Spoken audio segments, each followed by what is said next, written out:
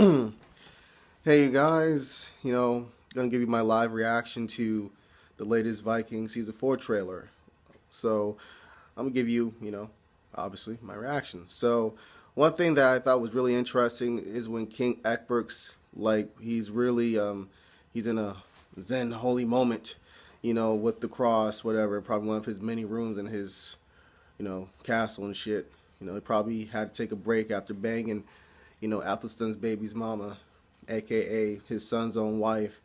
But he said pretty much something pretty interesting, which he was saying that I would consort or something along the lines, pretty much just team with the devil, in order to get what I want. Sort of like telling God, you know what, I'll leave you if you don't give me what the fuck I want. We all know Epic wants to be the king of all the, the tribing, all the warring, you know, English, clans and all that shit, from Wessex to Umbria and etc. etc. So yeah, that's pretty interesting. Another thing that's interesting is that it seems that we're going to see a much more vicious side of Bjorn. We see him come back after killing the bear, him having a few vicious, killing shots of some of the people he's fighting. We also see that I feel, he's pretty much the leader now, or or he's like his equal to a father to a certain extent now. He finally has grown up to become a man. Another thing that should be noted in the trailer that we finally see more of, I believe, the teenage versions of his little brothers, and also Floki's and Helga's daughter.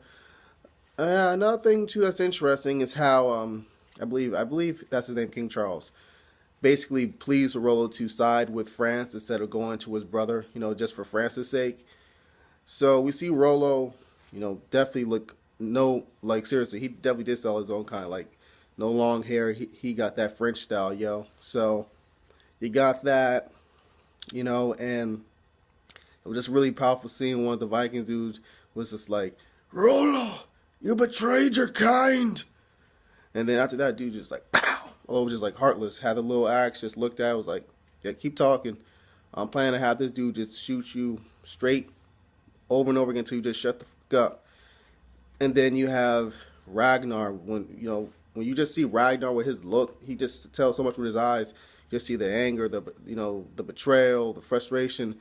It just seemed like it's gonna be fucking awesome. And when he tells his kids, there's no such thing as looking back.